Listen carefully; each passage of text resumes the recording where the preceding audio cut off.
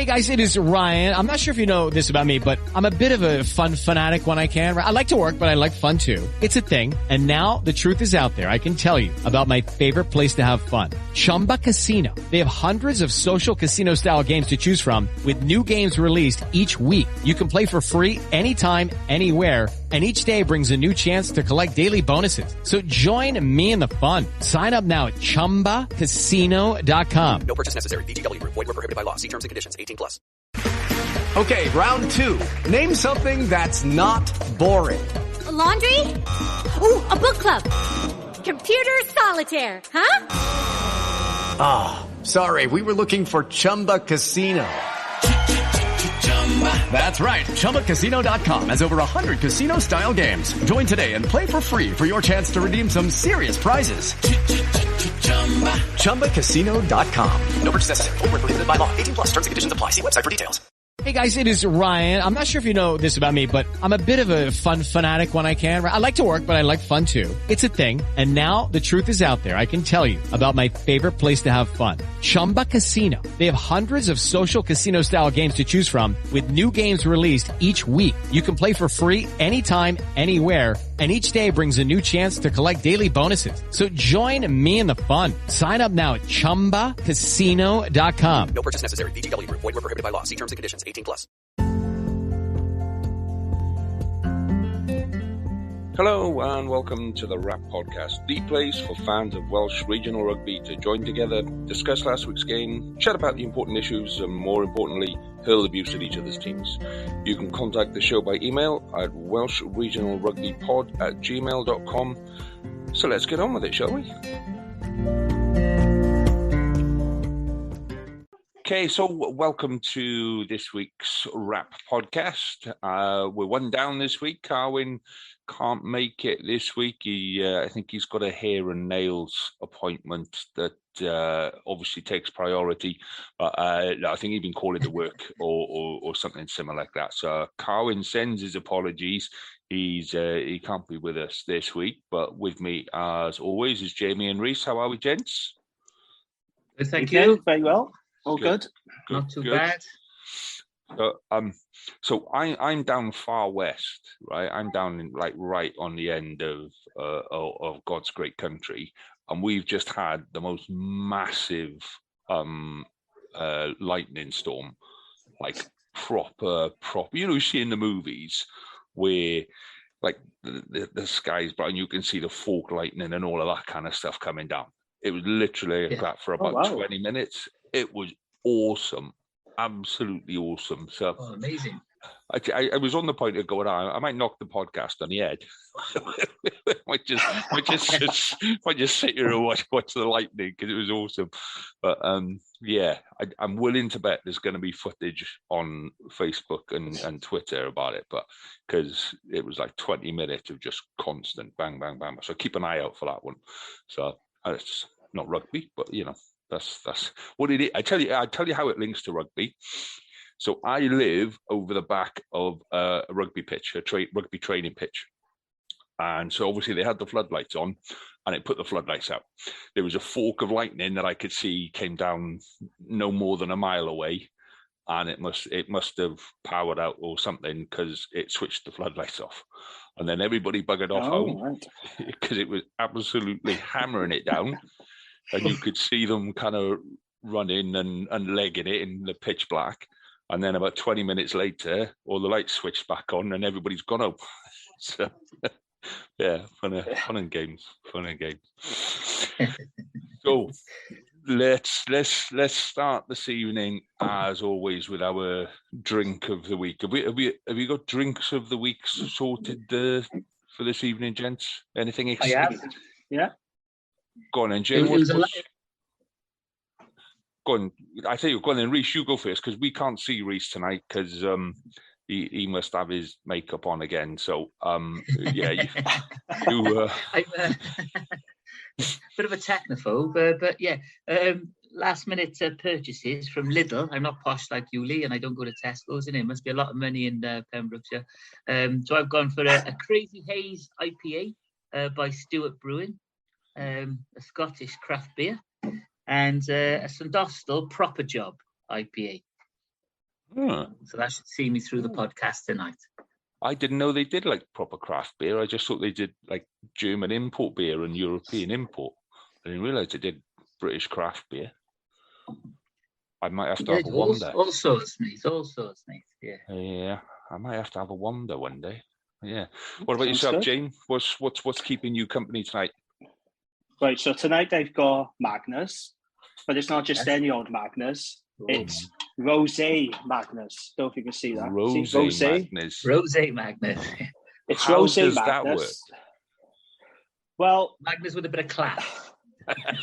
well, I'm not gonna lie. I don't think I like it. It's a bit too. It's a bit too sweet for my liking. It's the first time I tried it, and yeah, I'm not sure if I like it. I probably don't actually know. Too sweet for me. So yeah, it's not a good start to the pod. I know. But, I probably not going to drink another drop. So we're going to talk about our match with you not liking your beer either, like, isn't it? Yeah. That kind of sums up your weekend, doesn't it? To talk about Wales and not talking about Cardiff. Yeah. I'm not here to talk about that. I'm not here for that. Well, I've got to the end of the row of Gower ales in Tesco's, and this one's called Gower Power. Which they're one of those like offers on we like buy 4 for and it's cheaper and all of that. So I love it, gubbly, job done, and I bought a load of them, and this one's Gower Power and it's 5.5%. And when you do that first sip, and your body goes, and because we haven't had one of these for a while, fella. So yeah, it's a bit like that. It's definitely got a kick to it. It's described as fruity and hoppy. So there we go. It's got a kick. That's how I'm describing it. So, but very nice. Aye. And Carwyn will have his cup of tea again, no doubt. So let's crack on with tonight's kind of podcast. So I thought before we're what, 5 weeks? Are we 5 weeks in? Have we played 5 games? Yeah, we played 5 games, have we? Apart from some of the South African teams, Stormers and Sharks, they've only played 4, but they're still ahead of all of us. So I thought we'd have a little rundown of the table and kind of have a look and see who's kind of where we expected them to be and who isn't. Excuse me. So top of the table, 5 from 5, 23 points, Leinster. I think we all kind of expect Leinster to be there. And then second place, Ulster on 21 points. So the only game they've lost was against Leinster. So I guess that's kind of, we said at the start of the year that Ulster were going to have a good year. And then we go Stormers, Sharks, Lions and Bulls in that order.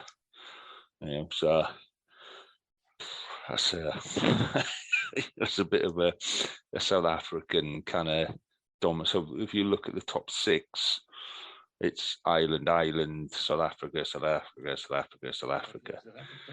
Italy. Yeah. Well, and that's yeah. See, I knew we'd want to get there as soon as. Let me get to Cardiff as quick as I can. Just tiresome tonight, lads. I might be a bit tiresome. I'm going to hold my hands up and say, you can't see because the camera's off, isn't it? But I'm a little bit excited after the weekend. That's what it is, mate. Jamie's tampered with your cameraman. He's gone, right, I'm not having this. I'm not going to look at his face for an hour. I don't know. It's just as well I can't see him. That's all I'm saying. It's just as well I can't see him. I did like some of your comments on Twitter, Jamie. Like, isn't it? Like glad I didn't spend the money on that. Like, but I was very tempted to go because I had a gig in the night. So my plan was I'll go to the Arms Park, go straight to Cardiff Uni, see the gig. Yeah. And I was thinking, I really should have done it. Then I watched the first half. I was like, fuck that. I'm glad I didn't go. Yeah. I am glad I saved the time and money. But then, of course, I did go to the game. I came back and I thought, do I watch the game? Because I saw the score and I ended up watching it. And You know, you can take it away. We say we can let you have your moment if you want to talk about it. I want to get this out of the way. Get it done now. And let's be honest, and Cardiff shows signs of old Cardiff as well, isn't it? Or the end of last season Cardiff, when I thought, oh my God, we're going to throw this away in the second half. Like, you know, when I was growing up watching Cardiff, it was like we're a second half team. We always used to come back in the second half. But now we are a second half team. We used to crumble and stuff like that. But an absolute... It didn't seem definite. We just seemed to put away our chances a lot better than the Dragons did. I thought some of the Dragons' attack, you know, not just being nice either, like, is it, you know, look sharp. I thought your pack were really up for it and stuff like that against, you know, your local rivals. But just some of, like I was surprised not to see Rhys Carey in the squad. So, you know, I guess we'll discuss that later as well. And down to fitness. Hold fire on that one. Hold fire on that, Rhys Carey. I just loved the try he took. There's the second Cardiff try, like from the line out sort of thing, and there was nothing stopping him. And then I thought there was a lot of aggression with the pack when Shane Lewis-Hughes went off and both of them came on, and he popped up on the wing, and he could have just like reached out for the corner flag, but he turned into the cover defence, smashed him out the way, and then put the ball down. It was like a real sort of grunt about the Cardiff pack. They were really sort of up for it, like, you know. I will be fair, you're right. Go on. With Carey's try, that was like, you know, when you see clips every now and again on social media of a prop breaking through, and just like he's got 20 meters to go and he's going and nothing's going to stop. It was a little bit like that. You know, you usually see it in like Division 5 and Division 6 where this big, massive 32 stone bloody Fijians just kind of come over for the weekend, like, you know, and seeing him go through there, he looked determined. Do you know what I mean? There was a bit of a bite to him, and normally he doesn't look like that. He looks, you know, we've spoken before about how there's not that aggression in Welsh front rows anymore. There's not that kind of determination to rip other teams limb from limb and have them for breakfast. You know, we've gone too nice. And Brian Williams scored properly. Yeah. But I mean, you know, from a Dragons point of view in that game, I mean, like I said last week, Dragons always shit the bed against Cardiff.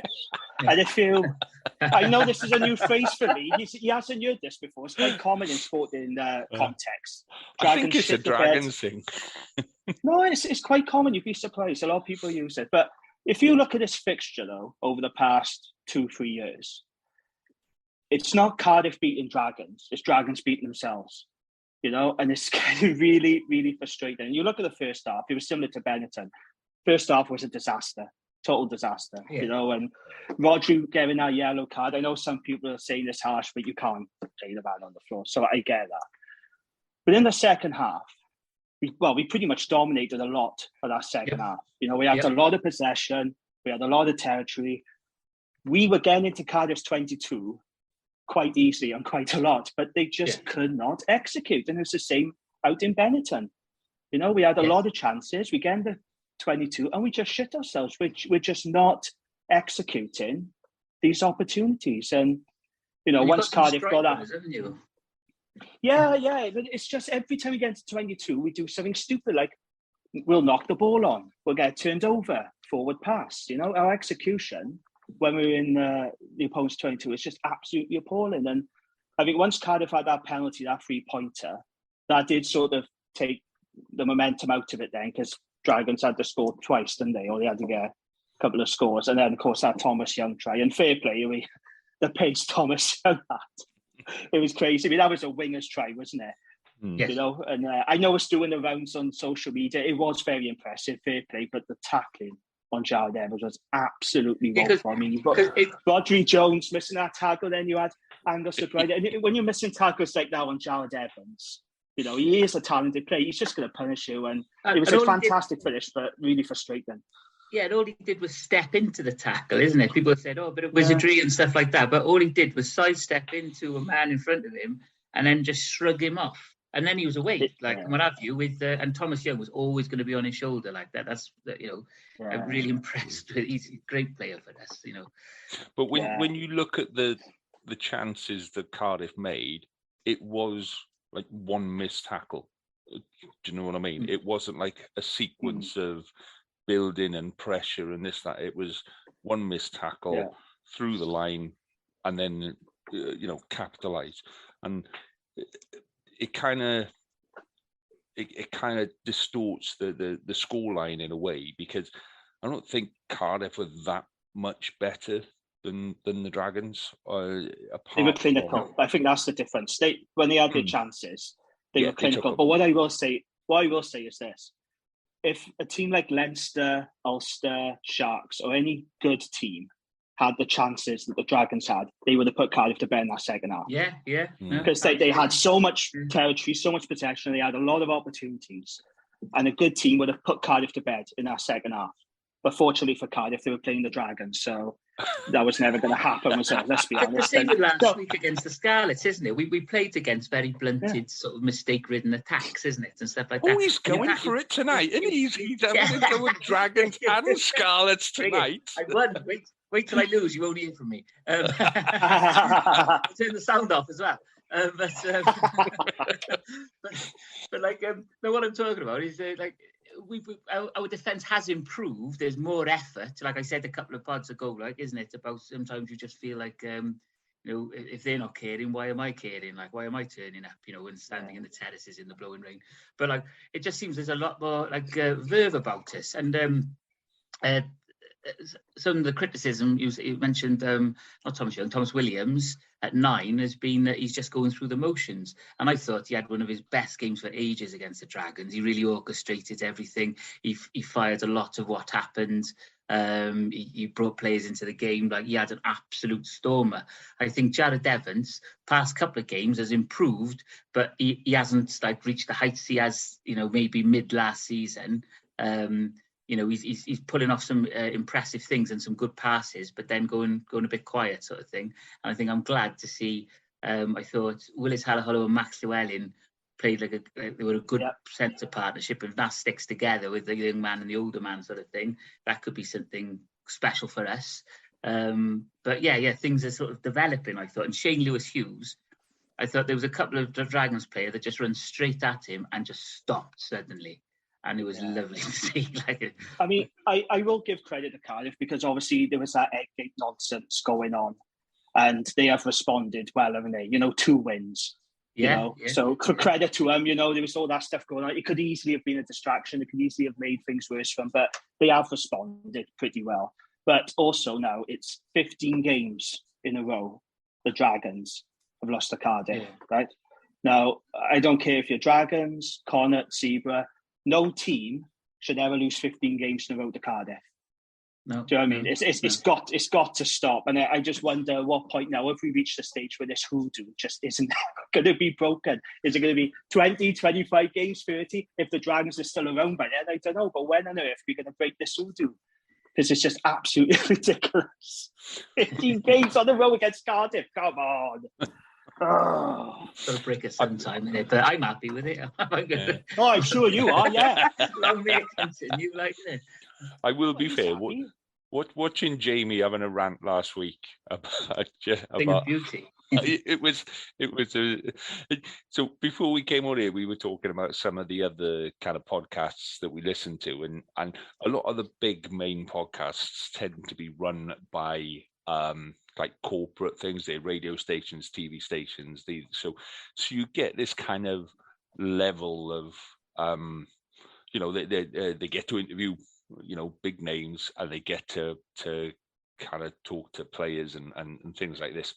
But then you don't get that stuff like Jamie last week with the absolute rant about losing 15 games. When was the last time? What was it? The Boxing Day game you were talking about? 2000. The last time we beat Cardiff in the league was Boxing Day 2014. Yeah. And the last time we actually beat them overall was in 2015, but that was in the Challenge Cup Europe. So we haven't beaten them for 7 years. It's just absolutely stupid, isn't it? So put in a different way, the last time we beat this, I didn't have any grey hair. And the last time we won, I had a full head of hair. If you're going to go down that route, yeah, exactly. Yeah. Just different angles.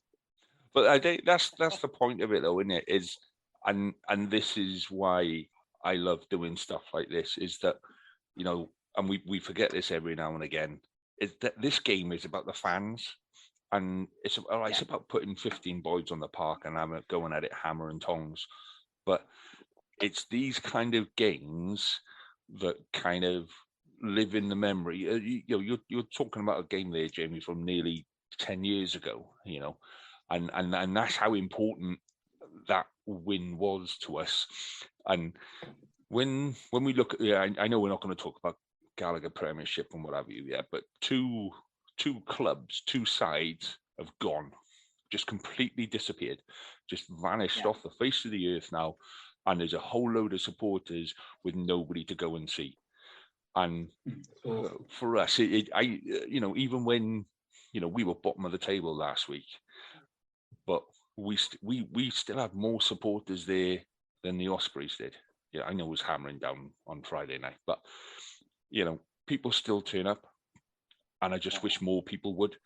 I wish more people, that game, your boys' game on Saturday, there should have been, queues outside. There should have been people sitting on top of the stand, because this is how important this game is. Do you know what I mean? And I think it's by fans talking to fans. Not the corporate stuff is lovely and the corporate stuff is nice, but you don't get that level of emotion. You don't get Jamie absolutely screaming down the microphone. No, to be fair, you are right, Lee. And as much as I moan and groan about the Dragons, and as much as they do really fucking piss me off, the thought of not having the Dragons there, the thought of having no team, because it's become my weekend thing now. I go with my dad. We go to Ronnie Parade. We have a few beers. We meet up with people. That's what I look forward to every weekend. And if they're left, if they're gone, I honestly don't know what I do. And that's why I feel so sorry for Wasps and Worcester. The players, the supporters, the backroom staff. It's just truly terrible. But hopefully, I think this will be a watershed moment for the Premiership, because this has been on the cards for a while, and there's been a number of clubs living well beyond their means. I mean, I do feel bad for Worcester more, because with Wasps, it was more to do with financial mismanagement, wasn't it? The whole stuff with the bonds and the Coventry move and all that. But Worcester was screwed over by two Cowboys. And that's what really hurts, I think, for them. And I just feel so sorry for them, to have their club, the club they love, screwed over by these two Cowboys. How on earth were they ever allowed to take over? Something that runs alongside that, and I don't know, this is not rugby, but the story is similar, isn't it? Me and my wife have been watching the Welcome to Wrexham. The series about the takeover of the two Hollywood stars, and that's interesting. And it said about the history and the people that took over that club and wanted to sort of acid strip it and stuff like that. And it was the fans that sort of rose up against that and protested outside like the chairman's house and really took it to them and took it to the streets and raised money themselves and stuff like that. And that sort of passion, because in that community, that football club was like immensely important, isn't it? And our clubs, like or our regions, they used to be, or our size that we have in our localities used to be like vastly important, isn't it? Like I started going with my grandmother, who bought my season tickets, and then sort of and I was up in there, seated, and then went down, like I was being taken the mick out of all my friends who were down in the South Terrace. So then I joined them in the South Terrace, and that's where I've been ever since. Even if my mate doesn't go, I go along, and I'll know his brother will be there, his father will be there, and some school friends will be there, and stuff like that. So, and even just faces that you just see and just to say hello to that are always there, isn't it? And that sort of thing. And for that to be taken away, isn't it? It's huge. It's a psychological blow. Yeah, it's very, very sad. And I watched the Scarlets game on Saturday night, right? Well, you boys have seen the photo. So I went to a fancy dress party on Saturday night. It was not Hitler. It was, I had the bowler hat on and the braces, and me and the wife were Laurel and Hardy, right? So I was bloody Laurel and Hardy, man. It was. Karen's was, not here, so I'm just trying to add that sort of flavour. Yeah. I had like 3 people go, "Were you Charlie Chaplin?" I'm 6'3". The fuck am I Charlie Chaplin, for crying out loud? He was like 5'1". So anyway, so I'm in the bar. So there's like the little party going on over there and all of that. And I sneaked around the corner, and the game is on, and I just missed like the first 2 minutes. Oh, right, lovely, here we go. Got a pint of Guinness. And then it dawned on me, I'm stood in the middle of the bar where nobody knows who I am, with a bowler hat on, a fake moustache, dressed as Oliver Hardy or whatever. And then there's just these like 4 or 5 guys around in scarlet shirts going, "All right, but I was saying, do you know what I mean?" And just like then having an hour's worth of conversation with these guys about the rugby, people I've never met before. It's only 5 miles away, like, you know, but people I've never met before.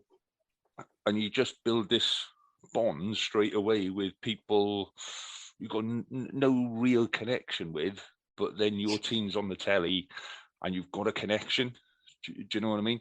And you guys would do the same. If you're walking down the street and you see somebody in a Dragons top or a Cardiff top, you've still got that kind of like that nod, like, you know, that all right, mate, sort of a thing. It's just one of those for sure.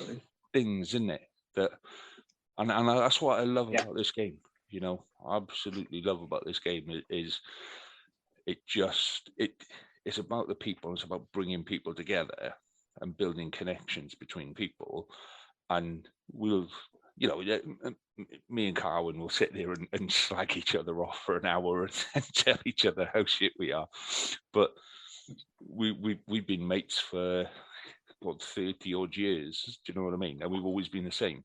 So it's one of those bits that you just know that this is part of your life, and it's something that I think if we're not careful, there's that danger that whatever that infection is that is spreading through English rugby, you know, that can come down the M4 and that can start infecting us in Wales. And I think the way to prevent it from coming down is to get more people into stadiums week on week. You know, let's fill the stadiums as often as we can, because that's what's gonna save Welsh rugby, but that's what's going to take Welsh rugby back to where it needs to be, in my humble opinion. Anyway.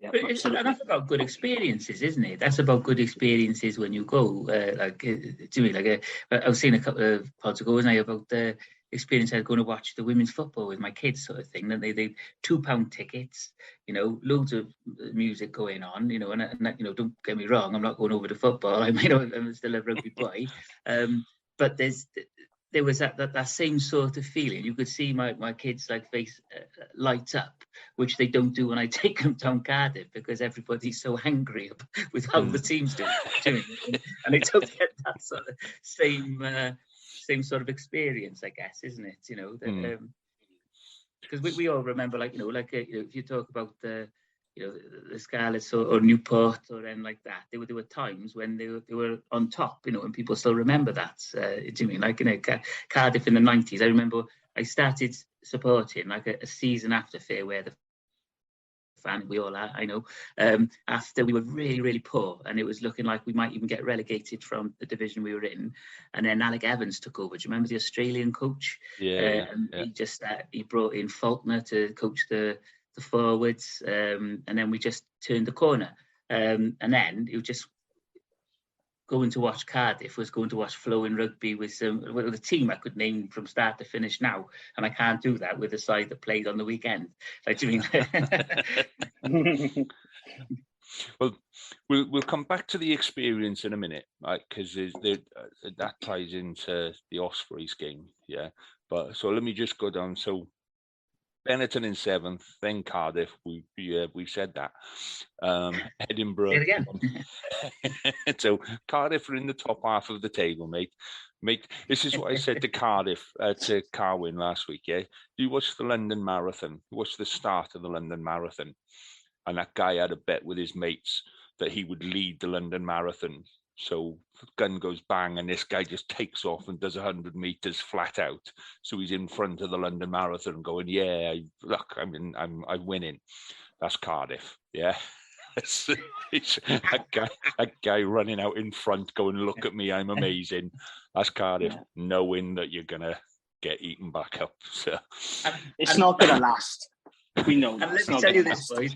Let me tell you this. We've all not long met each other and stuff like that. But every time we win, it'll be like we won the league. Honest to God, I'm going to be unbearable. So I just want to warn you. You wait till Dragons beat Cardiff, boy. Sorry? You wait till Dragons beat Cardiff. I'm going to be unbearable on this pod. You'll be over my house.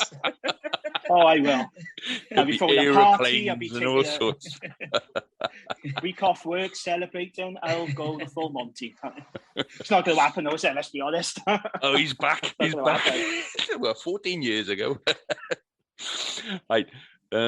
So Cardiff in 8th, Edinburgh, then Munster, then the Ospreys. So the Ospreys are in 11th on 11 points. Well, joint 10th they are, actually, with Munster. Then Glasgow. The mighty Scarlets are now off the bottom of the table and in 13th on 9 points. Was that a cheer, eh, Reece? Was that as close as you get to a cheer? And then we're one place above Dragons in 14th, and then Connaught and Zebra on that. So, it's quite close to. I know we're only 5 games in, but it is quite close. Apart from Connaught and Zebra, and maybe Dragons, but I'd still say Dragons show more signs of doing more than Connaught and Zebra. But we'll find out on Friday when Scarlets play. But they got to win games slowly, haven't they? That's the thing. It's all very well showing improvement, but they got to win games. If they don't win games, they'll just keep sliding further down the table. I got to say, mind, I am surprised at Connaught. Really surprised. 15th. I thought they'd be doing a bit better than that. That's going to be really intriguing. We'll talk about later. But Scarlet's going away to Connaught. That's going to be a good one, that is. Yeah, but that's how... It'll be a tough one for Scarlets, that will. It will. Galway's a dogfight. Tough place to go. Yeah. But if the weather's shit as well. But that's how competitive this league is now. When you look at that, yesterday, and I've been saying this for a while, that and purely to wind up some of the English supporters and some of those idiots that go, let's all go and join the Gallagher Premiership and stuff like that. Like, well, no, but, if a couple of the Gallagher Premiership boys want to come and join the URC, I'm sure, that will be doable. There are teams in the Gallagher Premiership now that are genuinely considering, do we go and join the URC? That's how competitive this is now, where actually... There are sides that are going, well, if the Gallagher Premiership, as is rumoured, loses another 2 or 3 sides by the end of this year. It's rumoured? Yeah. So if that happens, and I'm fairly sure that the RFU won't let it, but if that happens, and basically all of the contracts just get torn up and they've got to start again, some of them are considering... let's go and play. When you're playing Leinster, Ulster, all the South African boys, that's an appeal. That's a draw for them now, and fans would turn out to watch it, like we should be. But so yeah. Anyway, so I will say so about the URC. Sorry, just a quick point. Yeah. We know that everyone slags off the URC, right? And we know it's got issues. But it's not as shit as what people portray it to be. I see fans on Twitter wanting our Welsh teams to go in the English Championship, not the Gallagher Premiership. Have you seen those comments about going to the Championship? Yeah. I don't. No, I don't get that. That's bollocks. I do not understand. I can understand why you'd want to go to the Gallagher Premiership, but why on earth would you want to go to the Championship and play London Scottish, bloody Hartpury University? Why would you want to play those teams? I don't get it. And the URC is a very competitive league. And right now, if you compare it to the Gallagher Premiership, that's in chaos. That's in absolute chaos. And the URC is looking pretty good at the moment, I'd say. To all the critics out there, I know it's not perfect. The officiating's terrible. We talked about the marketing, but right now it's looking like a more competent league than the Gallagher Premiership. It's not in absolute chaos like it is on the bridge. That's just a done reputation, though, isn't it? That's just done like it used to be bad, so people still call it bad. They're not watching like the quality of rugby that's being played. Like, you know, the Ospreys game on Friday night in pouring down rain, some really good rugby was played in that game. So Enjoyed that. Really good attack on both sides. I really enjoyed it as well. Yeah. The game against our sides showed some good rugby, sort of thing. That, you know, the Scarlet showed a bit of. There's some lots of good stuff going on. But that Ospreys game was where this is what I was going to tie it back into, like that entertainment and that spectacle. And I think we had less than 5,000 people turn up to that game. And I'm not surprised, because Friday night, absolutely pissing down. It was a hurling a gale. You know, let's be honest here. We live in Wales. We need to expect a little bit of rain every now and again. You know, we live in one of the windiest, wettest places in the world. And then we've got the technology there to build stadiums with retractable roofs, but we don't do it. And this is my kind of thing now where I'm going, right, okay. I think the reason people don't turn up, and it's just my kind of thing, is there's the connection with the side. The club, the region, or whatever, has got to start going back out again and connecting with people and going, you know, we're here to support you, you support us, we support you, all of that kind of thing. But then there is that match day spectacle that, you know, which you do get with European games and things like that, because it's a bigger game. But we need to make every game like that. And if you look at you look at NFL and things like that. Not even NFL. You look at the college football in America. They're getting crowds of, 15, 20 odd thousand every week, and they're screaming for blood, and that's a college game. And we need that's to tradition as well, though, isn't it? That is traditional over there, isn't it? Their football and the sports they have in America, they're fantastically well supported, aren't they? Like, isn't it? But then that's where I'm saying, we need to do something to start generating that over here, because Scarlets has got a stadium of 50. It's got a capacity of 15,000, just under 15,000, and within the Scarlets region, there are about 300,000 people. And we can't get 15,000 of those 300,000. We can't get 15,000 into that park every Friday and Saturday. That's success, though, isn't it? It's got to be, success pulls crowds. It's not rocket science. When Scarlets won the Pro 12, their crowds increased, didn't they, considerably? It's like when Cardiff won the Amlin in 2010, and they were at the CCS at the time, and they had big crowds, didn't they? They were getting like 13, 15,000 at the time, if I remember correctly. So people will turn up, if there's success on the pitch. But if the product isn't good and the team is not winning on the field, then they're not going to turn up. I've seen it down the Dragons. No, we're lucky to get 4,000 down there. A lot of people have walked away. It's got so much potential, Gwent. It's a massive rugby region, Gwent. It's huge. Yeah, absolutely. If we won more games, Ronnie Parade could be absolutely rocking. We can get 7,000, 8,000 there. But the reality is, people are not going to waste their hard. But people aren't going to spend their hard-earned cash, especially now with a cost of living crisis. If the team is losing week in, week out, the product has to be better, but the teams also have to be better. And that's just a fact. I'm afraid success does pull crowds. And the things that bring people in as well, like ticket prices and stuff like that, like £2 to £5 tickets for kids or something like that. Cardiff's doing a thing now with I got a season ticket, so they're saying bring a friend to everybody with a season ticket. So that's one more person to in the stadium, isn't it? So things like that. It's a good start, isn't it? But more needs to be done around that to advertise it and get out into the communities and the rugby clubs to say, to show the kids this is what you're aiming for. This is what you could be, isn't it? These are your heroes. Dragons are doing that. Bring a friend for free as well for the Seabrook.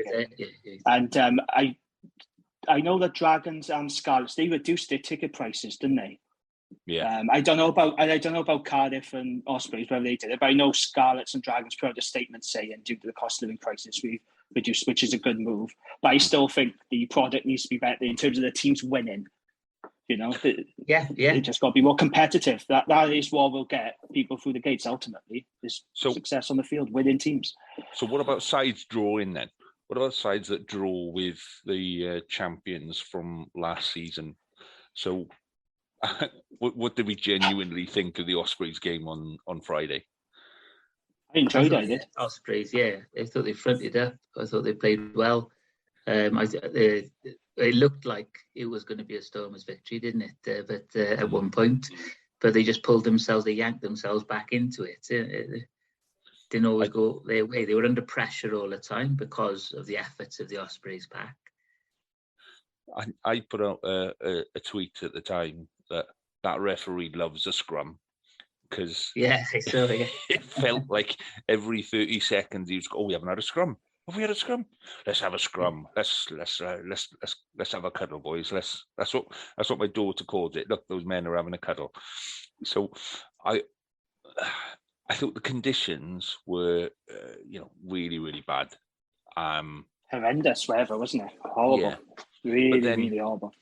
What I've been noticing with the Scarlets this year is every opportunity to train in the rain, they're out. Before, last couple of seasons, like we got the barn and all of that, same as everybody else. It's raining or it's a little bit iffy inside. Now they're outside, they're practicing the high ball, they're practicing that fast handling in the rain, in the wet, in those crappy conditions. When it's blowing a gale, how are you kicking into the wind when it's blowing a gale? Do you know what I mean? And I think that's kind of, if everybody's doing that, we're going to play in those conditions. Ourselves and Connaught are going to play in those conditions more than probably anybody else in the league, because that's the way it is. So I mean, I thought the game was okay. I thought it was so stopped. I thought the referee again was, I know it was his first game, but there was, he lost control a couple of times, didn't he? Like he apologized a few times with what was going on. And he started off and he had the Italian accent. Then you just thought, this guy's got it. You can't go on a pitch without the accent. Hey, you sit down. You do what you're told. It's very good. A bit Russian as well, apparently. But you can't go on a pitch with that kind of accent and looking that handsome and be a crap ref. But I was wrong. You can go and be a crap ref, and he showed me. But let's hope, it was his first game. Let's hope he wins. But I go back to my point again, and I think I've said it in every pod so far. I don't blame the referees. I blame the TMOs, because the referee sees what he sees, and he can. And if the angle that he's at, he can't see if it's a forward pass, even if it's 4 foot forward. But from his angle, if he can't see it, then he can't give it. But that's the job of the TMO. And that's where the URC really, really lets itself down, is the standard of TMOs is shocking. It's, when your best TMO is Whitehouse, you've got some real serious problems within that TMO group of people. So I do think, though, a draw was a fair result in the end. And going back to the point you made about the scrums, I thought the Ospreys were really unlucky, because there was a couple of times they had the Stormers on toast in the scrum, and then the referee kept resetting it. And I will give a shout out. I thought Nicky Smith was excellent, and I'm glad he's been called it, because it's always puzzled me how he's been ignored for so long for Wales, when he's one of our best scrummaging props in Wales. I thought he had a really good game. Stephen Myler pulled the string superbly. I can understand why he was given man of the match, but I gotta say, I thought Jack Morgan was absolutely outstanding. Another brilliant shift from Jack Morgan. I mean, he was terrific. If it was up to me, I would have given it to Jack Morgan, but I can understand why Stephen Myler was giving it. He kept his cool, taking those penalties in very difficult conditions. He pulled the strings well, but Nicky Smith and Jack Morgan were outstanding in that game. We were talking about Nicky Smith on the South Terrace watching the Dragons game sort of day, about how well he played. And it's great to see him in the squad, isn't it? Because he's a good scrummager, he's good round the park, and he's just got better and better as he got older and older, isn't it? As props do, and And we were talking. We had a conversation about how some young props come into the Welsh squad, and maybe they get like they don't do so well in the scrums at the time, and so they go out to the Welsh squad, but in a way that sort of damages their confidence and their development, sort of stalls it a little bit. So if you as like Rhys Carey will get better and better, he's already starting scrummaging a lot better, and he's still great around the park. He's hard man to stop, and he'll hit every ruck and maul and lifting the line out, and that's what I want from a prop, isn't it? And Nicky Smith the same. He's just like year on year got better and better. Yeah, I've always liked him. I gotta be fair. I've always liked him. I'm pleased he's in the Wales squad. But do you want to talk about Scarlets then, please? Well, I didn't see this, but I only saw the highlights. I don't know if you want to go over that. We will do, but I think this goes back to what Carwyn was saying last week. I think every time like there's that selection period, if it was that perceived selection period, lots of players start turning in decent games, and it goes back to what Carwyn said last week about sometimes actually they just need that something that goes, there's an opportunity there. Show us what you got, and there's an opportunity there. So maybe the contracts and you're in the squad for the next 2 seasons or whatever. Maybe that needs looking at, because when the opportunity to put your hand up is there, some of these boys are taking it. So, yeah. So anyway, Scarlets had a really good win. So moving on. Yeah. I know it was Zebra. Yeah, I know it was Zebra. Of course he did, yeah. But it was just nice to see. We put 5 tries on there. We had 2 tries disallowed. We had another 2 tries that probably should have gone in if the ball had bounced in the right direction. And we are down to bare bones. Our injury list is longer than our fit list. It's absolutely horrendous. It's like every time, like Halfpenny comes back, and then 3 boys go back onto the injured list. It's been really, really frustrating. And I would have taken a 3-0 win with a kick in the last minute.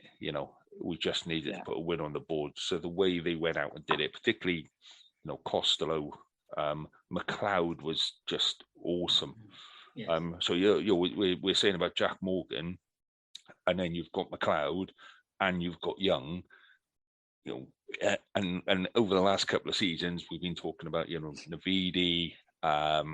What's the other guy that keeps getting injured at Cardiff? Both of them. No, Jenkins. No. Ellis Jenkins. Yeah, Ellis Jenkins.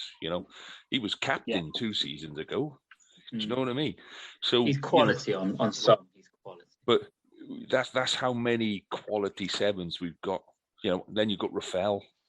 So it's insane, isn't it? The depth we have at open side is absolutely insane.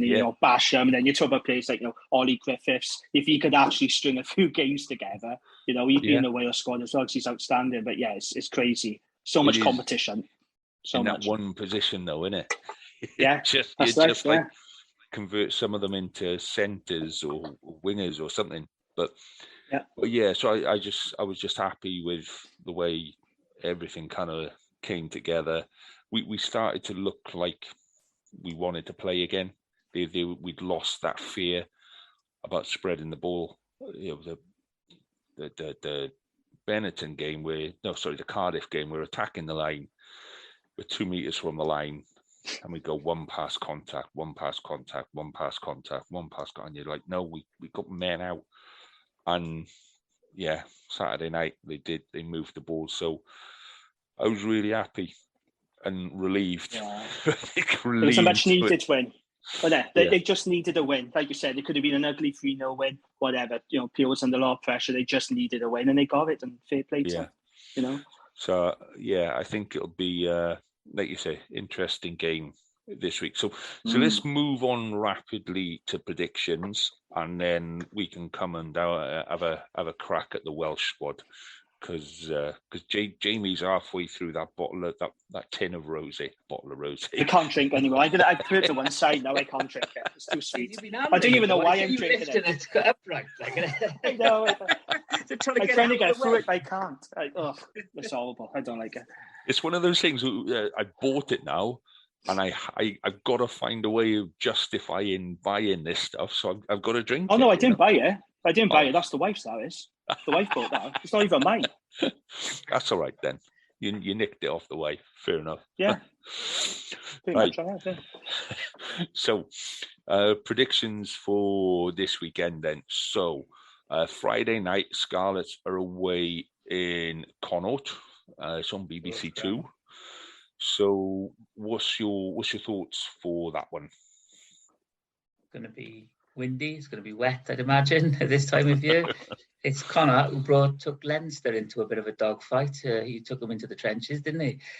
So I think it's going to be Scarlet's win, but I don't think it's going to, you've got to fight it out now. It's not going to be pretty.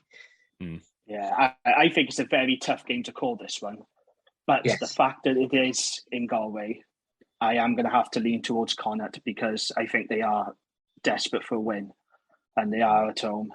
And I think they'll be really going for this one. So it's a very tough place to go. And it wouldn't surprise me if Scarlets did win, but I am going to have to lean towards Connaught, I'm afraid. So I'm going to go for Connaught.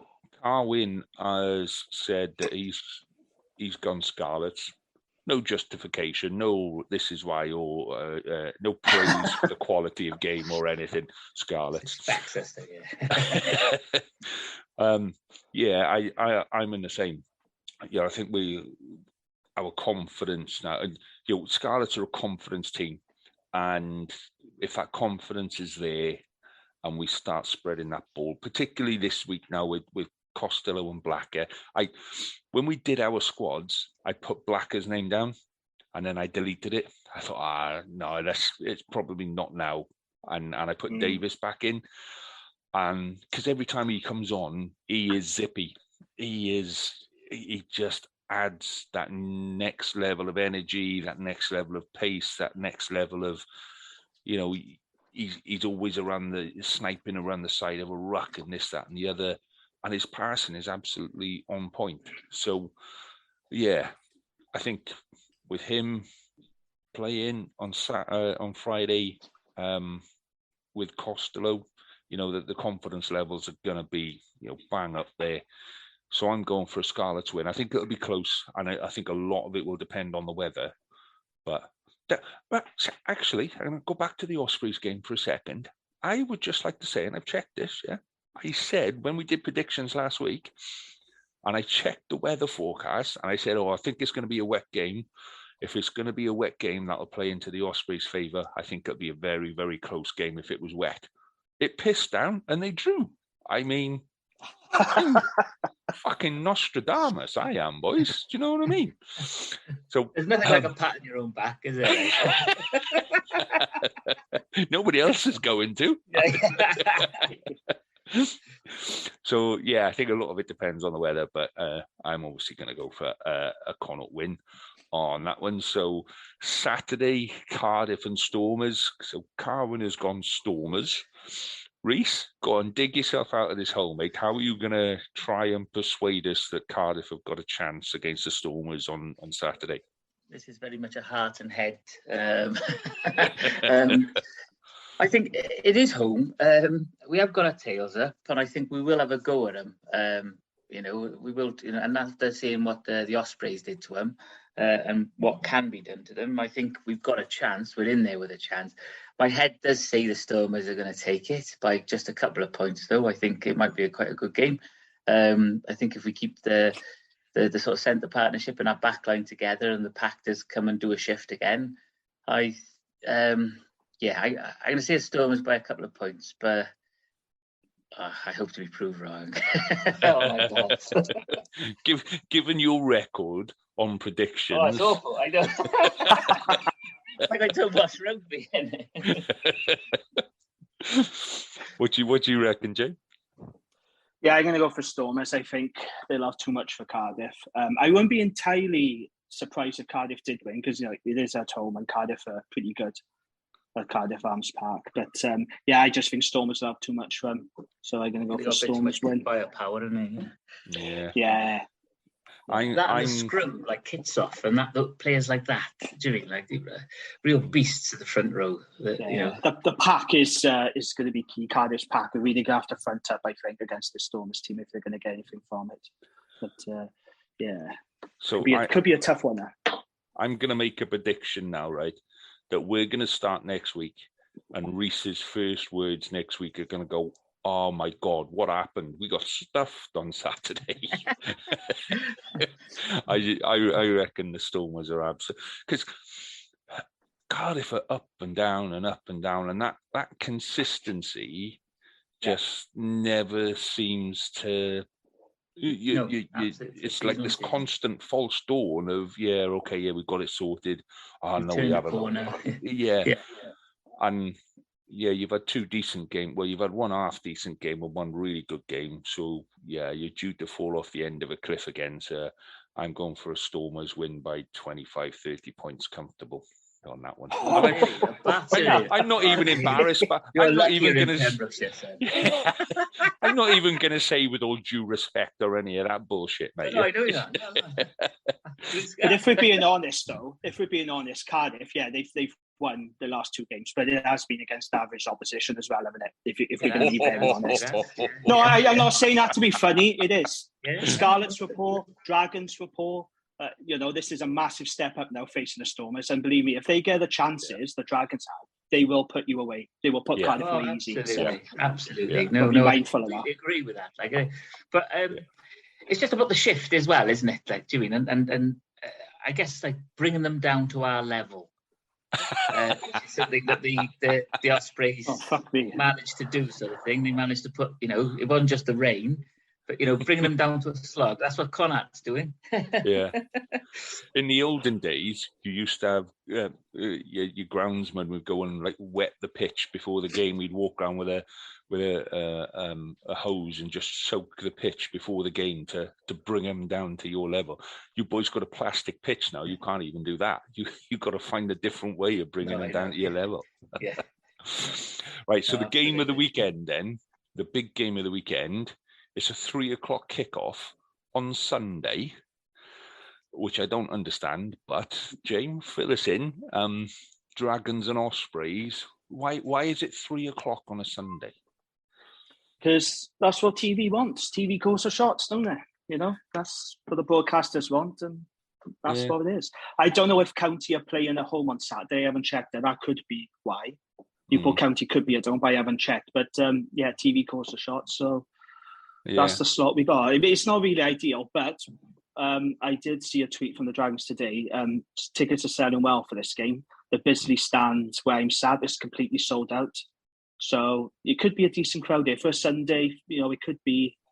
I'm hoping for at least 6K. I think 6K would be pretty good. Anything from 5.5 to 6. It doesn't sound a lot, but we got to be realistic. We don't get big crowds at the Dragons, and Sunday could be problematic for people having to travel from Swansea or wherever. But... what's the capacity? And how big is the ground? What's the capacity? It's just over 8,000, but with additional seating, because Newport County, when they were playing in the FA Cup, they brought in additional seating. I think they got it up to sort of like 11 or 12,000 like that. But the capacity is just over 8,000. Right. Okay. So it would be good to have a capacity crowd that would be pretty good, wouldn't it? Yeah, we're not going to get 7 to 8K though. I think that's unrealistic. But I think 6K for me. I think 6K at least. I think anything less than 6K would be pretty disappointing. And what are you hoping for from the game, mate? Because I'm guessing a win. Jones. We always want to win. Do you know how this works? Obviously, we play to win. Well, I'm guessing there's going to be a lot of pressure on Rodri Jones to turn up and play and put a bit of evidence in for why he's in the squad. Because that seems to be. We'll talk about that later, won't we? But it will be interesting to see the squad selection, because obviously Rob Evans, Max Clark, and Sam Davis were dropped for the Cardiff game. So do they come back into it? That'll be interesting. So Ospreys, they should win. they are the favourites. Logic says they will win. The only thing I would say, though, is Dragons' best performance this season has been at home, Munster Sharks. So it's not completely inconceivable that we'll beat Ospreys, but I'd say it's highly unlikely. Not at all. And in a derby, anything can happen. Well, unless it's Dragons Cardiff, we know what happens. But in these games, anything can happen. He's still angry. I'm not going to let it go. I'm never going to let it go until we actually win. I'm never going to let it go. I'd have to reluctantly go for an Ospreys win. I think they'll have too much, and they've got a really strong pack of Nate. If they're going to go full strength, they're going to go all out. I think we could have trouble up front, but we just got to be clinical. Don't make stupid errors. Take our chances, and we may have a chance. So we'll see. Was a massive loss, isn't he? We wouldn't have played probably. Would probably been in the squad, wouldn't he? But well, apparently he's dislocated his elbow. There's been no confirmation from the Dragons yet, so he's going to be out for a while. I imagine he'll go with Keddy, Wainwright, and Moriarty in the back row. That would be my guess.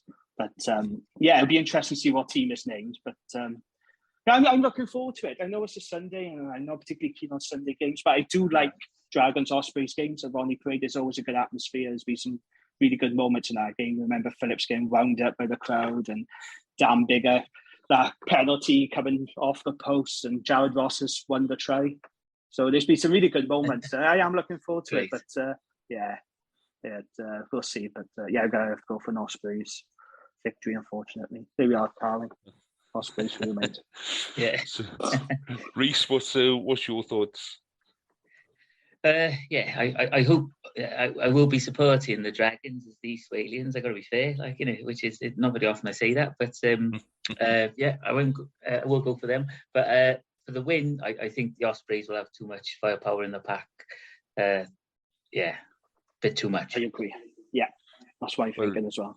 See, I just can't. Not even with Carwyn, isn't he? And I told him I'd go easy on the Ospreys tonight. I just can't bring myself to say an Ospreys. Hang on a minute now. No, I need to say this now. Every time you've backed the Dragons to win, they lose. Don't be backing the Dragons now. I warn you. Just say the Ospreys are going to win, please. We need this win.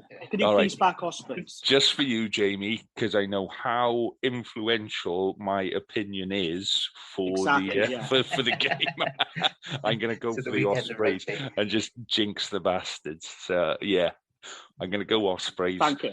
And just to keep Jamie happy. It probably won't make any difference whatsoever, but I got to try anything at this stage. So thank you. I appreciate it. Jamie, what do you think of Hanrahan, JJ Hanrahan? I think he's been a good signing. I like it. He's one of those players that, he doesn't exactly set the world on fire, does he? But he is pretty reliable and solid fly half, I think. He's not flashy, is he, by any means? But I think he's all right. Yeah. I think now, I know I'm not predicting a Dragons win, but I think don't do that. It's been a bit. It's been a couple of. You've gone through this big high, and then there's been a couple of kind of bouncy weeks where it could have gone a lot better. And I really rate Di Flanagan as a coach, and I just think he's. Some coaches are quite standoffish, and they're quite suit and tie and this, that, and the other. Di Flanagan's not like that. He does get in there, and where it needs it, he would be like, come on with this. This is the fucking Ospreys, and this is we can't not win this game. Do you know what I mean? He can feel that emotion with the players. He is quite close to that player mentality of walking on the pitch. So I still don't think it'll be enough. I still think the Ospreys will win, but I'm hoping that his influence is starting to rub off. Dragons are a load more competitive than where they were last year. You're not getting pasted by 35, 40 points. The game isn't over by half time, and it's a small steps all the time. And I think that's what Flanagan's bringing. I tell you what you need to do. You need to sack Dean Ryan on Friday.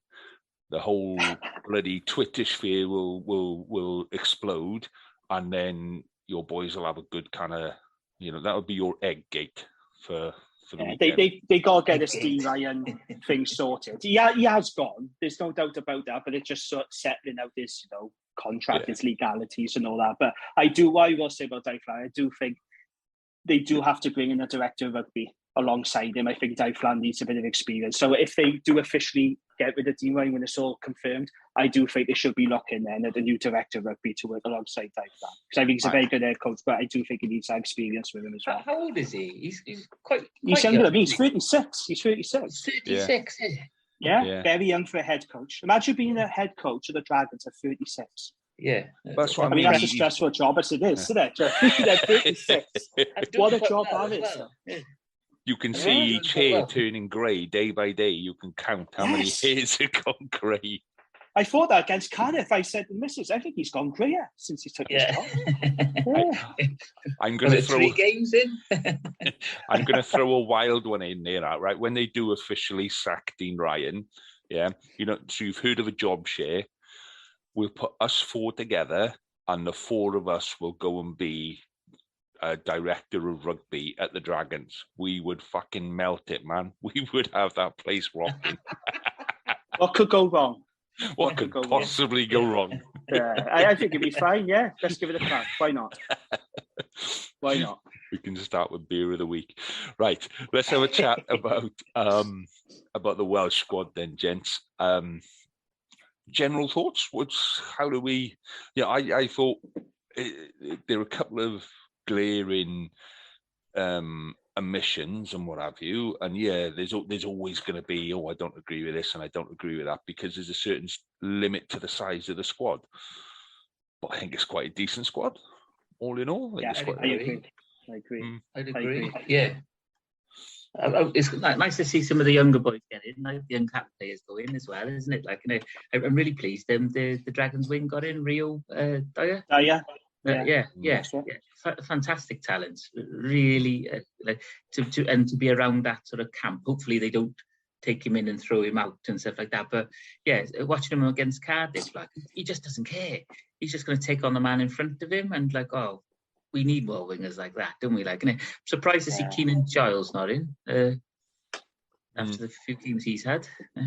Well, Pivac explained about that. He did say that with Rio Dyer, he did say that he was bigger and he was his aerial work. He was very impressed with. And I didn't realise this until today, but I was reading up that Rio Dyer trained with the Wales squad before they went on tour to South Africa, and he impressed Pivac a lot in training. He said today, he was skinning players and he was just, just standing out. So I think Pivac has, Rio Dyer has turned Pivac's head now. And he did mention when he was talking about size, maybe that's what's gone against Keenan Giles. The fact is, he's maybe feels he's a bit small, a little bit lightweight for Test rugby. Although I would have had Keenan Giles in that squad. I got to be honest, I was surprised not to see him in there. But I can also understand why he would go with Dyer over Giles. If you're going to look at it, aerial work, size, pace, and the fact he has trained with Wales and he's impressed Pivac and the coaches. So, yeah, it's a tough one. I do feel for Keenan Giles. I do like him. But I'm not going to lie, I am chuffed for Rio Dyer. I really am. It's a great opportunity for him. So if we look at that squad, right, so we all did our selections last week. There were 7 players in that squad that none of us selected. Yeah. So we had Rodri Jones, Wainwright at prop. I put him in and I took him out again because I thought he hadn't been playing, so I took him out. Carter at second row, which that I think that came as a bolt from nowhere, even for Dragon supporters. Not for me. I expected him to be there. Why did you think he was a bolt? Carter is. Why didn't you put him in your side then? You didn't select him. I did. No, I'm sure I did. No, you didn't. No. What were the locks I selected? You selected. Before they did Carter. No, you selected Alan Jones, Rowlands, Beard, and Chinza. I meant to put Carter in. That was an admin error. I know. That was an admin error. I thought they did. That was an admin error. In the back row, we all selected Jack Morgan, Faletau. We all had Hardy and Thomas Williams. We all had Adams, North, Tompkins, and Zammit. Players we didn't pick: Rory Jones, Wainwright, Carter. None of us picked Dane Blacker. I picked him, and then I got rid of him because I thought, he's not going to make it. Priestland, nobody picked Priestland. No, for good reason. Yeah, I agree. I agree on that one.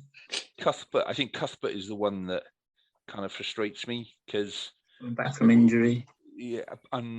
Coming back from injury, not really done much. We've got 3 or 4 kind of wingers that are in form and ready. So, he's kind of one. And then Hawkins at centre ahead of Halahela. Talented player. Yeah, talented player, Joe Hawkins. But then in the Scarlets game, Johnny Williams, I know Johnny Williams is injured. Johnny Williams just walked over the top of him about 6 times.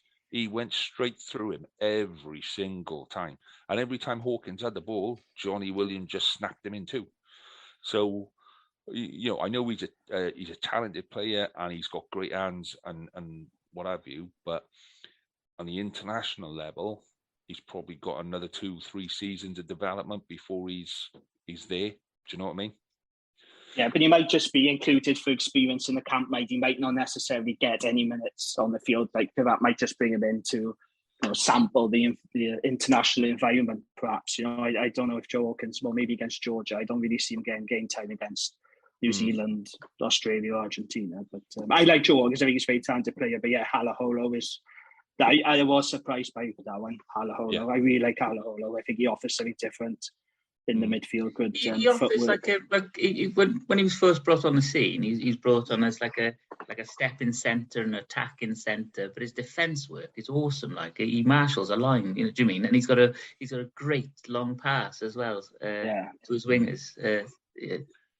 So we had 3 players. All of us picked 3 players that did not make the squad. So Rhys Carey is one of them. Wyn Jones. Now, apparently Wyn Jones is injured, but nobody said diddly squat about that on Saturday night. And he looked fine on Saturday night, but apparently he's injured. And Johnny McNichol was the other one. All 4 of us picked Johnny McNichol, didn't make the squad.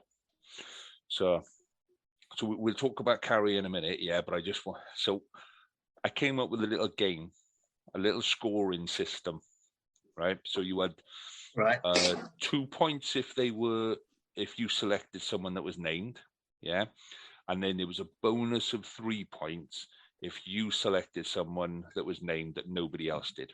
Okay, so in 4th position, right, on 20 points was Rhys. Yeah, so yay! My guesswork carries on with the same sort of panache that I've done with my results. Jamie, you had 22 points. Okay. Then Carwyn had 23 and I had 24. However, then I had to add in bonus points. Carwyn selected Justin Tipperick. Nobody else selected Justin Tipperick. Carwyn's on 26 points. I'm thinking, you scrawny little shit. You've nicked it on bonus points. And then I had a look at mine, and I selected Josh McLeod, and nobody else selected Josh McLeod, so I had a bonus of 3 points. So I beat the Osprey bastard with 27 points. Oh, there we are then. Well done. So I've beaten the Ospreys at least once this year. So next, then we've got to select the captains and all that. So we'll do that on social media through the week. But I think the one that stands out for me that we all selected that didn't make it is Rhys Carey. And I don't understand it at all. So, Jamie, you had a thought on this, didn't you? You had a thing from what's been said on the social media and stuff. So, well, I was reading what Wayne Pivac was saying today. He was talking about the players who come into the international camp, but they can't handle the intensity of it. The quote I got here, he says, "These are sort of things that others don't see, and some players come into the national camp big name players, well known to everyone, and they can't handle the intensity of the training sessions. We have to train as if we are playing a test match, and there is a big gap between club and international. Some of the boys don't handle that. Maybe he was referring to Carey, I don't know. But I did read that also he was given sort of, after South Africa tour, he was given like a conditioning program. And Pivac so said yesterday, didn't he, that he hadn't met his conditioning program. But I was shocked, I gotta say. I think that is, of all the calls in this Wales team, we can all pick the post and say, oh, you know, hello, should have been here. Rodri Jones getting in over Rhys Carey is by far the most contentious call. And I do feel for Rhys Carey. But what I will say is I do think Pivac is using it as a bit of a motivational to get Rhys Carey, a bit of a kick up the backside, motivation. I do think he will be involved in the Six Nations. I do think he will be going to the World Cup. I just think he's trying to give him a push, that sort of extra motivation.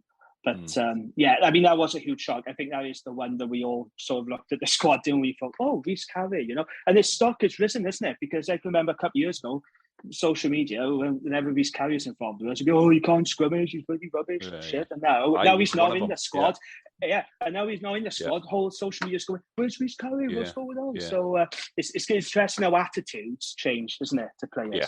But I do feel for Rhys, but he's done it with Lewis Rees-Zammit, haven't he? He's done it with George North. He's dropped them. He's told them, this is what I want you to do. This is what I want you to work on. And to be fair, they've come back stronger, North and Lewis Rees-Zammit. So if they can do it, then it's an opportunity for Rhys Carey to do it. I guess, now you said that, it's quite refreshing, isn't it? Like, because Welsh rugby and Welsh rugby coaching has been based on, reputation a lot, isn't it? About we got to wrap them in cotton wool and bring that player in because that player's done it for us before. What I would say about Rhys Carey is even if he's not up to the task of 80 minutes, you bring him on for the last 30 and he'll do some damage, won't he? But taking that aside, in the grander scheme of things, these games don't really matter, do they? We're aiming for the World Cup. We're aiming for 3 players in every position and the development of players. And that's, I guess, by doing that to players, by sending them back to their regions and what have you, what you're doing there is developing them, aren't you? So they can do some damage at the World Cup when it matters. Yeah. Well, Gav Thomas and Nicky Smith are probably going to do, they're going to bear the brunt of the internationals. They're going to play the most minutes. I imagine Rodri Jones is probably going to be third choice. He may get an appearance against Georgia. But I just want to quickly say about Rodri Jones, because he's had a lot of shit on social media. And I'm going to stick up for him. I am going to stick up for him, not just because he's a dragon, but I'm going to stick up for him, right? Because it wasn't that long ago, he was mooted as one of Wales's most promising loose heads, right? He was a hell of a talent. And then Gatland, that awful tight head experiment, when he shifted him to the tight, that almost ruined his career, and that really did knock his confidence, and I think he's done incredibly well, actually, to come back from that, because now he's back in the Wales squad, he's back on his preferred position. So fair play to him, he's getting a lot of shit. I did feel a bit sorry for him. I completely get why Cardiff fans are howling over that decision over Carey. I get it, but I did feel a bit sorry for Rodri because he was getting a lot of shit. So I am pleased for him. I did like your tweet when you said all the different players.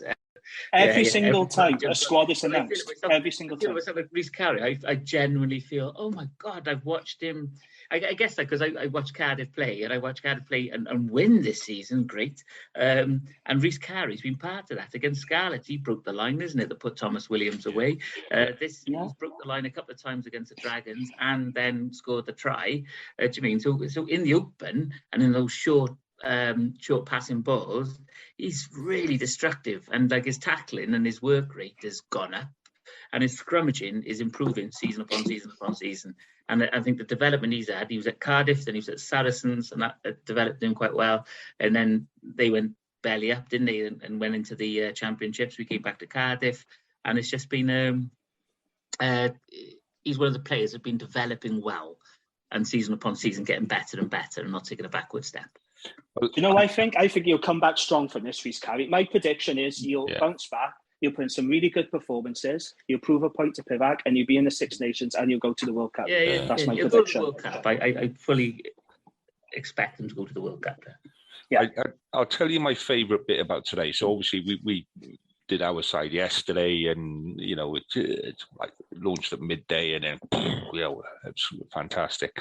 So Ireland did their side today, and then Scotland did their side today. And it's quite nice sitting back and going, yes. You remember what we did yesterday? We got two of these bastards doing it today. Go on, boys, off you go. And then Scotland dropped Finn Russell. Oh, my Jesus, Lord. It was like fireworks going off. And my favourite tweet or my favourite thread from today as a Scarlet supporter.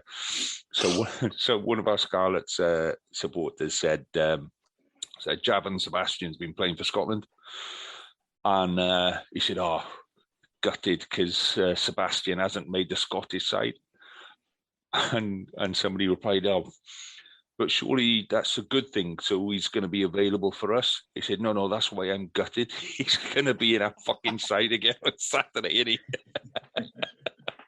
You rate him, Lee. What do you think of Javan Sebastian? Because my Scarlets mates, they don't rate him at all. They think he's absolute rubbish. You don't rate him either, no? No.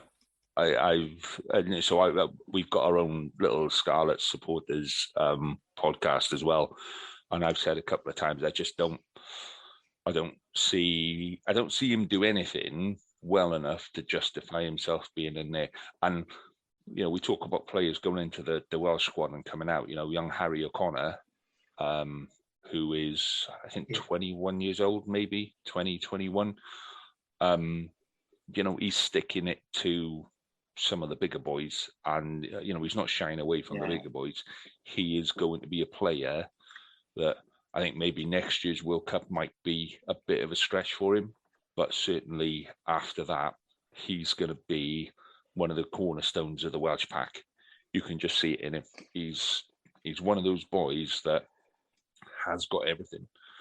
We look at Javan Sebastian, and as nice a guy he is, and don't get me wrong, he is a nice guy, and he's a smiley guy and all of this kind of stuff. But with O'Connor, you get a little bit of everything at a very high level. He can pass, he can scrummage, he's good in the line out. I've seen him kick a ball for like 40, 50 meters. Do you know what I mean? He's a good all-round player. He's the kind of player that would fit in any pack. Whereas Sebastian would struggle to fit in a pack of cards, let alone a pack on a pick. He just doesn't tick any box for me. He's not a great. Well, Gregor Townsend sees something in him, didn't he? Gregor Townsend obviously sees something in him. Yeah, I don't know what, but he sees something. So, but then he's played a couple of games and now he's dropped him. So he's obviously seen him play and he's gone, they were right. But it's quite nice to know that. Like you said, as Welsh supporters, we're all going, my boy should be in there, and this boy should be in, and that boy should be out. Scotland and Ireland have done exactly the same thing, Even the Irish boys that could pick, pretty much three sides or three squads, and they'd all be fairly decent squads.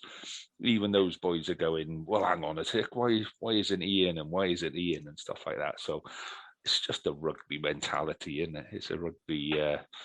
My boy's best, and long may it live. Long may. I mean, what does annoy me though? It's like you had Scarlet fans going, "Well, Combia should. What's Rio Dyer done? Why is he in it?" I'm like, well, have you not been watching rugby this season or what? Because Rio Dyer has been really, really good for the Dragons. We all saw that try against Munster. Do you know what I mean? And Pivac obviously rates him. He's got pace. He's good in the air. He's been really good this season. Don't get me wrong. I like Combia as well. I think they're both very good players. But when I see people say, that's a strange call. Why is he in this? Like, well, you're not paying attention then, are you? But that's why I said... You're watching your game and not the rest of them. Yeah, that's why I think that the strange call isn't Dyer. For me, the strange call is Cuthbert. Why is Cuthbert in there where you've got Giles and Combia, who are both, they're both carving teams apart, and you've got Cuthbert smiling on commentary. Well, I don't give a monkey's how good he was, that long ago. And I'd say the same about Tipperick. I don't think Tipperick has earned his place in that side. He's a decent player now. He's not the standard of open side flankers in Wales has gone up a notch. Yeah. And I just think he's he's one of those players that is their own reputation. I genuinely do. Yeah. And I'll be honest, Elias, I watch that guy play every week, and I dread it when he's thrown into a lineup. Why the hell we put him into the He's Welsh improved squad? a lot over the years, isn't he? Like, isn't he? He's not perfect, but he's improved a lot, isn't he? Well, when against Zebra, up until the point where Elias came on, we were 100% in the lineup.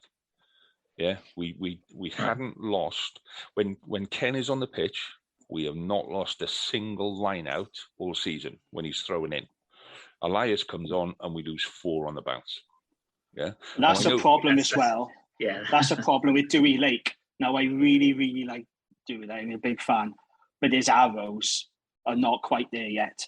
You know, he's a good scrummager. He's really good in the loose, but his arrows really let Dewey Lake down at the moment. You know, and it's a shame, because I think he's a massive prospect. But Elias, I've always thought, is what he does in the loose is his strength, his ball carry. I think he's scrummager. I think he's very, very good.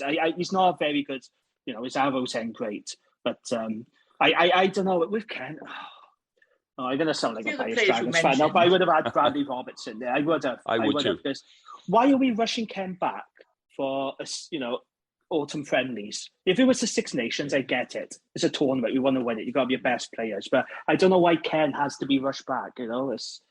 I think like what it is having those people who've been there and done it before, isn't it? Yeah. You know, having a couple of them smattered around the squad, isn't it? Because with the best will in the world, you put informed players against the size that we're going to be playing, and they will be eaten alive. This is a different ball game, isn't it? Like the pace will be different, like the aggression will be different. So you need like. When we were talking about the Cardiff game earlier, I liked the centre partnership of the old man Willis Halaholo with the young boy Max Llewellyn, and I thought that worked really, really well, because one was looking after the other. You know, when you got Thomas Williams, Jared Devons, Willis Halaholo, then Max Llewellyn, and you need that a little bit in the Welsh squad. Not that I'm not saying I agree with the choices, but I'm saying I think that's the thinking, isn't it? You know, so somebody that knows the defensive patterns and stuff like that Wales are going to have to employ against sides that are going to run amok, in loose play. Like, do you mean even with all the stuff that New Zealand's been through, their back line is still just ridiculous. Pivac, he doesn't rate Jared Evans, does he? No, he really doesn't rate him, because he's not getting a stiff. And I think I was the first time I was on the pod, I questioned his game management as a possible reason. But it was quite funny. He was talking about Callum Sheedy. Well. Yeah, he's talking about Callum Sheedy yesterday, and he's not in the squad. And he's blown hot and cold, in fairness. But I do like Callum Sheedy. And he said, well, he plays in England. He has to go back for internationals. When it's down days now. And I thought, well, yeah, but you got Chris Jones, you got Louis Rissard. Like, some of his Pivac's reasonings that add up, is it? It's like, so how come it's okay for those players, but it's not okay for Callum Sheedy? I thought that was a bit strange. Sometimes Pivac, he says things, and I think, right, okay, I understand, with Real Dyer, I understand why. And I do understand why with Rhys Carey to an extent. But then there's sometimes he explains things. Like, do you remember last season with Jack Morgan? He said he wasn't strong enough over the ball. It's like, well, hang on, mate. He's got the most turnovers in the URC. What are you on about?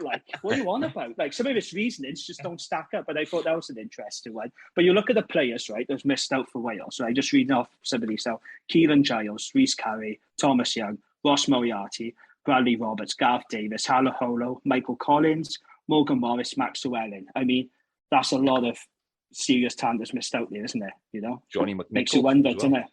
Yeah. Well, I don't like his defence at the international level, though. You put him in your bloody squad. I know, because I thought he was going to get picked. No, listen. You pissed when you thought. No, listen. I thought that was what Pivac was going to go for. It wasn't necessarily the squad that I wanted to pick. I thought that was what Pivac was going to select. I thought he was going to go for McNichol. I did. Because of the lack of options in the back three. I don't want bloody McNichol in. He can't defend for Toffee. That is true. He's going to go off on one again. I can see the firework being lit. Do you know what I reckon? What we need to do, right, is we need to get Pivac onto here. We need to get him on. Yeah, we do. So we need a bit of profile lifting. Just so we can ask him some proper questions and none of this. Okay, Mr. Pivac, yes, we understand your selection. We can sit him down and go, what the fuck were you thinking of with that? Come on, explain that one. Yeah. Dearie me. Get a Balfour. No, Pivac. No, sit down now, bro. And we'll have a fucking chat, like, innit? Sure. 3 times on the pod tonight, Reece, you've called Halo the old man. I've got this image in my head now of you go into the crowd. You're coming out of the crowd now, right? At Cardiff Arms Park, and he puts his arm around you, and he goes, "I've heard about you, son. Now, what did you call me?" Let's not raise that profile.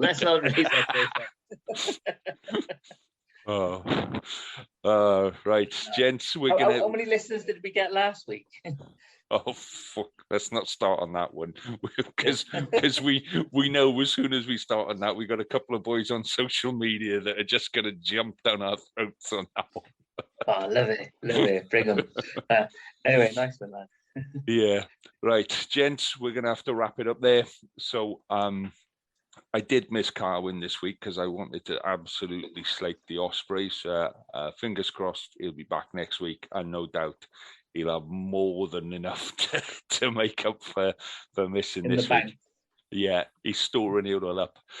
Gents, pleasure as always. Have a great week. Absolutely. And I shall catch up with you next week. Enjoy your rugby, gents. Cheers, lads. Cheers. All the best. Have a good one. Bye.